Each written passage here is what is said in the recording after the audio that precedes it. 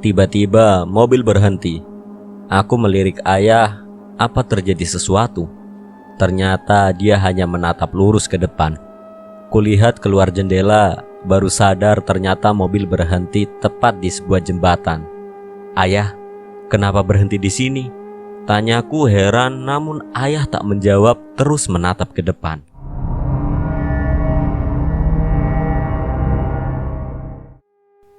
Aku mulai ketakutan dengan sikap janggal ayah. Ada apa di depan mobil? Sejak tadi dia tidak melepaskan pandangannya. "Ayah, ngapain berhenti di sini?" Tanyaku sambil menepuk pundaknya. Ayah menoleh padaku dengan mata berkaca-kaca.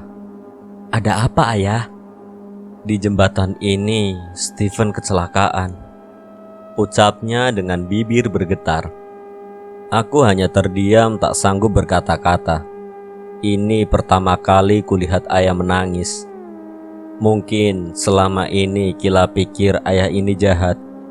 Ayah cuma berusaha tegar, di dalam hati rasanya sakit banget. Harus kehilangan 2 orang anak, ucap ayah sambil menatapku. Aku masih terdiam dengan mata mulai berembun. "Ayah," ucapku seraya meraih tangannya. Kila gak marah sama ayah. Kila cuma kesel. Ditambah kepulangan Kila ke Indonesia disambut dengan kepergian Kevin. Kami terus larut dalam suasana haru, hingga tak sadar ada mata lain yang menatap dari luar. Duk! Mobil tiba-tiba mati. Suasana haru kini berubah menjadi menakutkan. Kondisi sangat gelap. Entah kenapa lampu jalan yang di dekat mobil pun ikutan mati. "Ayah!" Aku mulai panik sambil mencondongkan tubuh mendekati ayah. "Jangan takut," ucap ayah tetap berusaha menyalakan mobil. Dek! Bunyi hentakan yang cukup keras di atap mobil sukses membuatku menjerit ketakutan dan menundukkan kepala. "Ayah!" teriakku panik. Mobil menyala. "Ayah, ayo jalan." Mobil sudah menyala, tapi ayah belum juga pergi dari tempat ini. "Ayah," tanyaku seraya mengangkat kepala. Kulihat ada seseorang berdiri di tengah jembatan. Seseorang yang pernah kulihat sebelumnya. Wanita berambut panjang itu. Ayah menyalakan klakson 3 kali. Matanya beradu dengan sosok itu. Mobil pun mulai berjalan perlahan mendekati sosok itu. Aku menutup mata, tak sanggup melihat wajahnya yang begitu menyeramkan. Sangat pucat dengan lengkung mata menghitam. Kurasakan mobil melaju semakin kencang. Perlahan ku buka mata, ternyata sudah lumayan jauh dari jembatan. "Ayah gak takut?" Ayah terlihat sangat tenang, seperti tidak terjadi apa-apa. "Gak usah takut sama begituan," balas ayah. "Mukanya serem. Namanya juga setan. Kila belum pernah lihat setan." "Pernah, sebelumnya pernah lihat perempuan tadi." "Di mana?" "Di kamar. Dia memang penunggu rumah kita, tapi beberapa bulan terakhir ini sering sekali mengganggu dan menampakkan diri. Kevin sampai dibuat ketakutan." "Iya, Kila juga udah tahu semua cerita tentang Kevin." "Mbak Wati udah cerita?" "Iya." Obrolan terus berlanjut sampai mobil kami tiba di sebuah warung pecel lele yang letaknya tepat di pinggir jalan besar. Aku pikir ayah bercanda ketika bilang aku makan di sini. "Ya ampun, beneran makan di sini? Kan tadi ayah udah bilang." "Ya aku kira ayah bercanda. Kila udah lama juga kan gak makan di sini. Terakhir sih pas pulang ke Indo makan sama Bunda." Warung pecel lele ini memang kesukaan Bunda. Hampir beberapa sekali Bunda selalu mengajak kami makan di sini. Aku dan ayah turun dari mobil. Pakaianku sukses menjadi pusat perhatian pelanggan lain. Mungkin mereka baru pertama kali lihat wanita mengenakan gaun makan di warung pinggir jalan. Kami tidak berlama-lama di warung. Setelah selesai makan, langsung melanjutkan perjalanan ke rumah sakit. Lagian, aku juga merasa risih terus dijadikan tontonan orang-orang. Sekitar 10 menit kemudian, kami sudah sampai di rumah sakit. Setelah memarkirkan mobil, kami berjalan masuk ke dalam. Letak kamar perawatan Bunda tidak terlalu jauh dari pintu masuk. Kamarnya cukup besar. Ada sebuah sofa panjang dan televisi. Kamar mandinya pun di dalam. Ingin sekali coba menginap di sini seperti yang pernah dilakukan Steven dan Kevin. Kutatap wajah Bunda yang tetap cantik. Kata ayah, Bunda hanya sedang tidur. Namun dokter sekalipun tidak tahu kapan Bunda akan bangun. Coba Bundanya diajak ngomong, biar tahu kalau anak kesayangannya datang. Perintah ayah. Aku berjalan mendekati tempat tidur, menatap wajah Bunda lebih dekat, lalu menyentuh tangannya. Hangat, itulah yang kurasakan saat menggenggam tangannya. Belum sempat berucap satu patah kata pun, air mataku sudah jatuh lebih dulu. Aku membaringkan kepala tepat di samping tubuh Bunda. Bunda, Bunda bangun dong. Kila udah pulang. Kila kangen ngobrol sama Bunda, kangen jalan-jalan dan makan bareng Bunda. Lihat deh Bun, aku pakai gaun cantik, warna gold. Aku juga beliin baju yang sama buat Bunda. Biar nanti kalau Bunda bangun, kita bisa kembaran. Bunyi pasien monitor, sebuah monitor kecil yang berisikan informasi denyut jantung, respirasi dan tensi. Terlihat angka denyut jantung Bunda perlahan naik. Bunda, angkanya kembali naik. Sepertinya Bunda tahu aku datang. Ayah, panggilku sambil menengok ke sofa di belakangku. Namun ayah tidak ada di sana. Bunda, Kila di sini. Kedua tanganku menggenggam tangan kirinya, lalu mencium punggung tangannya. Ayah, panggilku dengan sedikit meninggikan suara. Tak lama ayah masuk ke dalam kamar. Ada apa Kila? Tanya ayah bingung. Ayah, Bunda. Terlalu senang sampai membuatku kehilangan kata-kata. Ada apa sama Bunda? Ayah mendekatiku. Bunda tadi ngerespon omonganku. Kila serius? Iya, nih lihat. Aku membisikkan sesuatu ke telinga Bunda, lalu menatap monitor kecil di dekatnya. Loh, tidak terlihat peningkatan denyut jantung di monitor. Tadi setiap aku ngomong, angka denyut jantungnya naik. Mungkin Bundanya malu sama ayah, balas ayah sambil memegang pundaku. Bunda, bisikku tapi masih tidak ada pergerakan angka di monitor. Yuk pulang, udah malam, ajak ayah. Sebentar lagi ya, ayah tunggu di luar ya. Ayah keluar kamar. Bunda, gumamku pelan.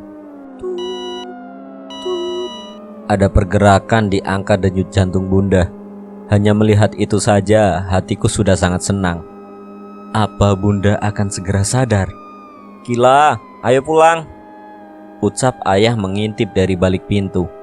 Tapi ya, Bunda, besok kamu bisa kesini lagi. Sekarang pulang dulu, udah malam. Aku bangkit lalu keluar dengan mata terus menatap Bunda. Ayah, perasaanku bilang Bunda bentar lagi sadar, ucapku dengan senyum mengambang. Semoga aja ya sayang, ayah juga udah kangen sama Bundamu, balasnya seraya mengelus rambutku. Iya ya, aku pengen ketemu Bunda sebelum balik ke Jerman. Emangnya kapan mau balik ke Jerman?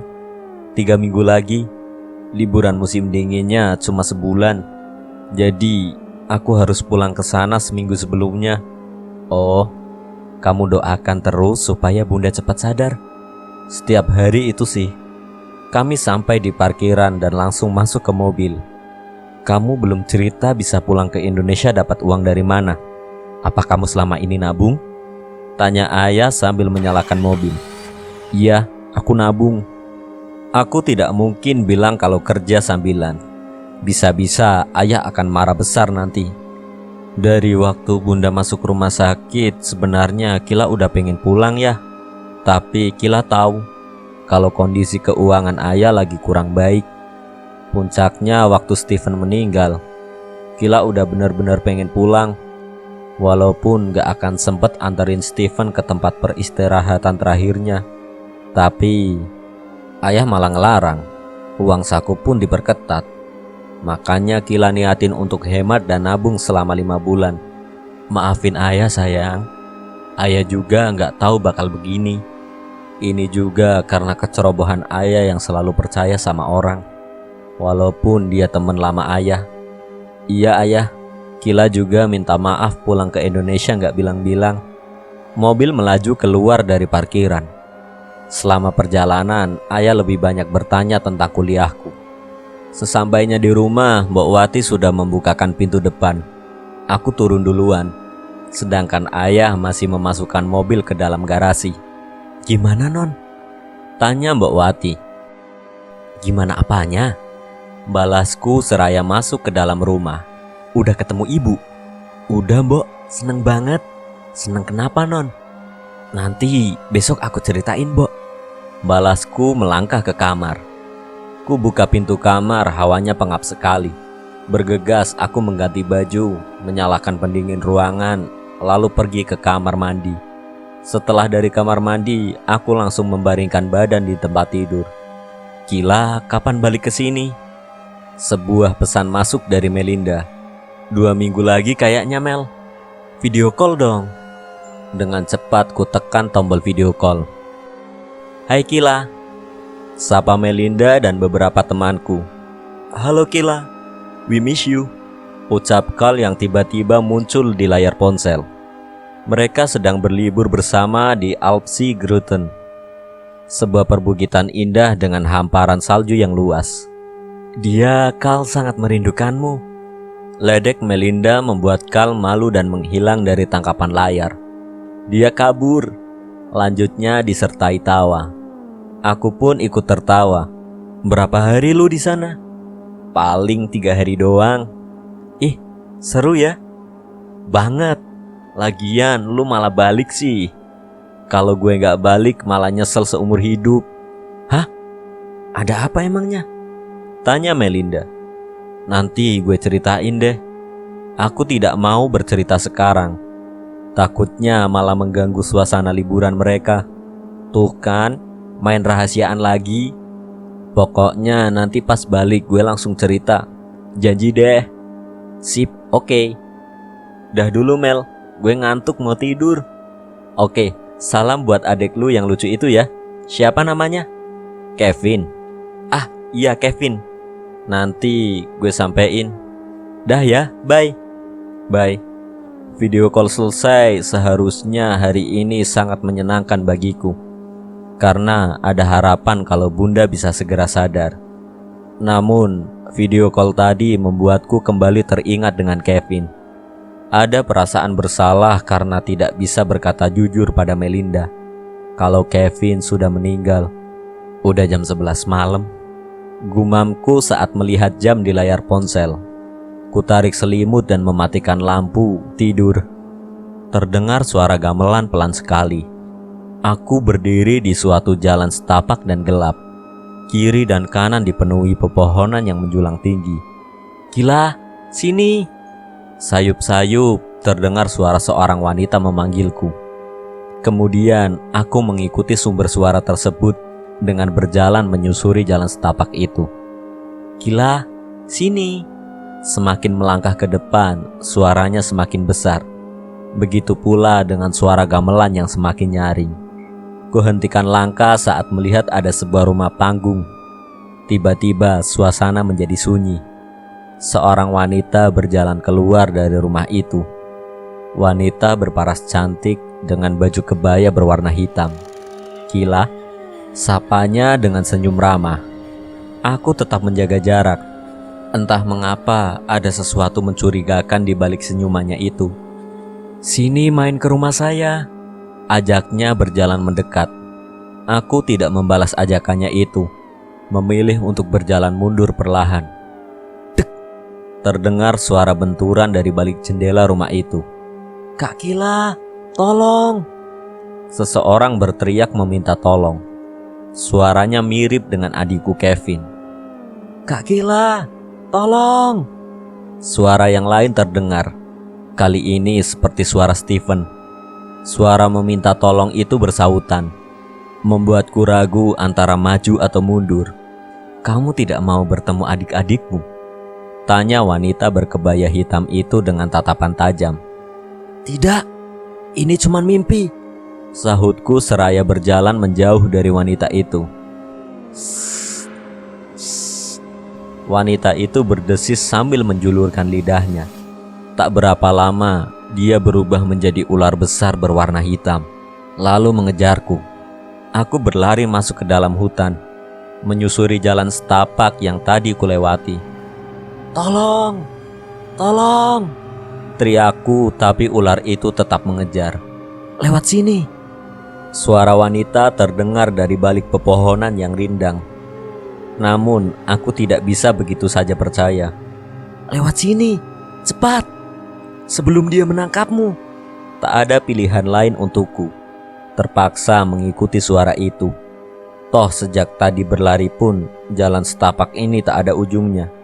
Aku berbelok ke dalam hutan. Baru berlari sebentar, sudah dihadang oleh jurang yang dalam.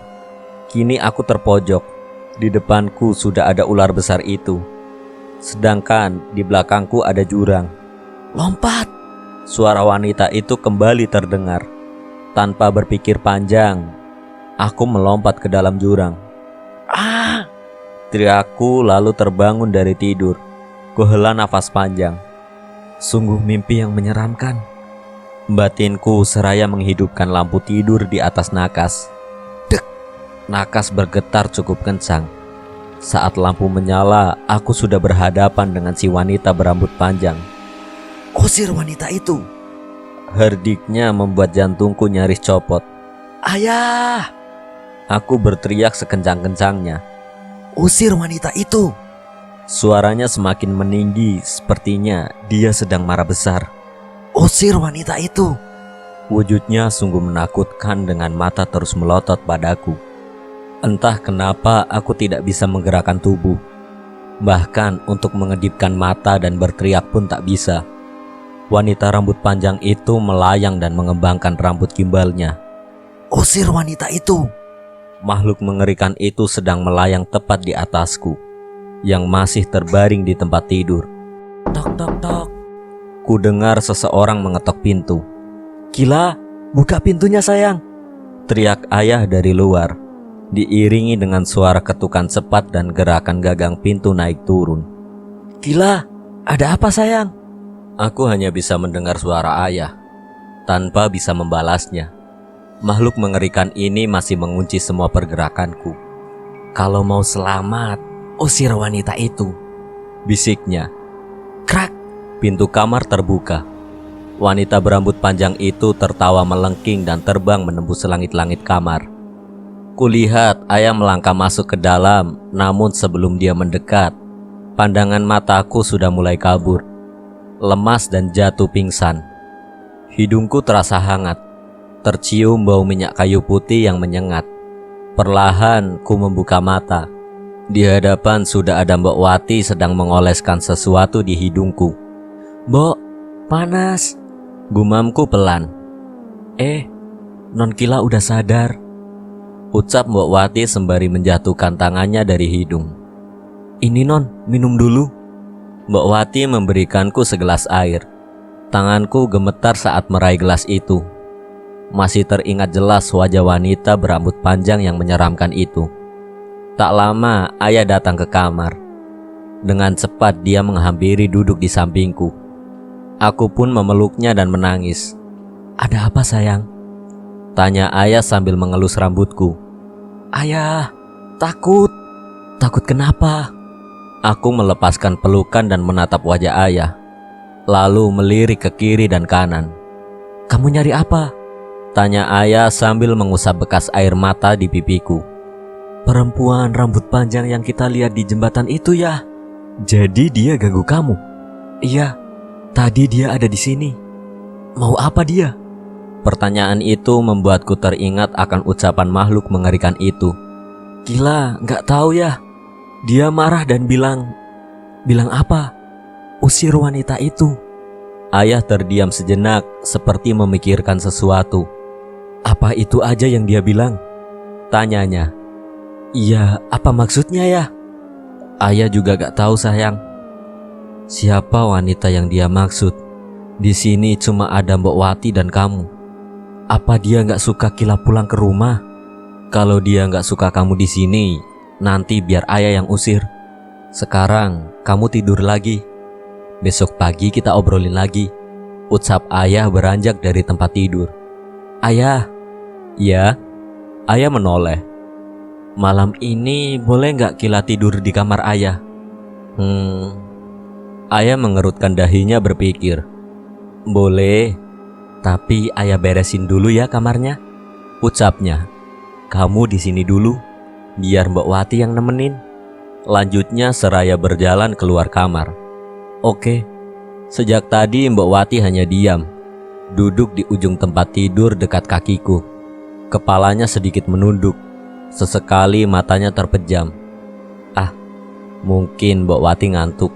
Aku jadi merasa bersalah sudah membangunkannya di tengah malam seperti ini. Mbok ngantuk? Tanyaku mengagetkannya hingga membuat matanya terbuka lebar. Enggak non. Dari tadi Kila perhatiin matanya buka tutup terus. Mbok Wati tidak membalas ucapanku, malah ikut tersenyum. Mbok, kalau ngantuk mending tidur di kamar. Ayah juga paling bentar lagi selesai. Nanti aja non. Mbok, tunggu bapak datang. Kurai ponsel di atas nakas. Takjub, ponselku masih tergeletak di sana. Padahal wanita berambut panjang itu menghentak nakas dengan kencang sekali. Kuperiksa notifikasi yang masuk. Mulai dari notifikasi email, aplikasi chat, dan semua media sosialku. Sepi, sepertinya teman-temanku masih asik berlibur. Tak lama ayah sudah kembali ke kamarku. Udah sayang, ucapnya berdiri di dekat pintu. Lalu berjalan keluar. Bergegas aku dan Mbok Wati mengikutinya dari belakang. Mbok, mau kemana? Tanyaku tertawa kecil. Iya, Mbok balik ke kamar dulu ya non. Balasnya. Oke. Mbok Wati berbelok ke arah dapur menuju kamarnya. Sedangkan aku masuk ke kamar ayah. Sebenarnya jarak kamar kami tidak terlalu jauh. Hanya tinggal melewati ruang tengah saja. Berantakan banget ya? Tanya ayah sambil menggaruk-garuk kepala. Enggak kok. Kamu tidur di kasur aja. Ucapnya seraya berjalan ke arah kamar mandi. Loh, ayah tidur di mana? Biar ayah nanti tidur di kursi, sahutnya. Di kamar ayah memang ada sebuah kursi pijat berwarna hitam yang menjadi tempat kesukaannya saat pulang kerja. Aku merebahkan badan lalu memainkan ponsel sembari menunggu ayah keluar dari kamar mandi. Tempat tidurnya wangi sekali. Sepertinya ayah baru saja menyemprotkan wewangian. Tidur sayang, jangan main HP terus. Ini udah tengah malam. Tegur ayah berjalan dari kamar mandi menuju kursi. Ayah langsung cepat-cepat menaruh ponsel lalu menarik selimut. Ayah mematikan lampu, tak lama aku pun tertidur. Entah berapa lama aku tertidur, ketika bangun hanya ada aku saja di dalam kamar. Ku ambil ponsel, terlihat notifikasi pesan dari ayah. Kila, ayah ada urusan mendadak di Jakarta. Tadi mau kasih tahu kamu, tapi tidurnya pules banget. Ayah gak tega bangunin. Tulis ayah di aplikasi chat. Kalau kamu mau beli apa-apa, pakai kartu ATM di laci nakas. Kubuka laci nakas, ada sebuah kartu ATM beserta secari kertas bertuliskan nomor PIN. Ayah berapa lama di Jakarta? Paling cepet 3 hari Kila. Balas ayah cepat. Oke, hati-hati ayah. Kalau ada apa-apa kabarin ya sayang. Siap. Aku beranjak dari tempat tidur, berjalan keluar kamar. Mbok, Mbok. Panggilku sedikit berteriak. Namun tidak ada yang menjawab. Aku berjalan ke ruang tengah. Mbok, treng. Terdengar bunyi seperti benda logam terjatuh. Arahnya dari dapur. Suara apa itu? Apa aku harus mengeceknya? Jangan-jangan itu ulah si... Rasa takut mulai menyelimutiku. Mbok, teriakku lebih kencang.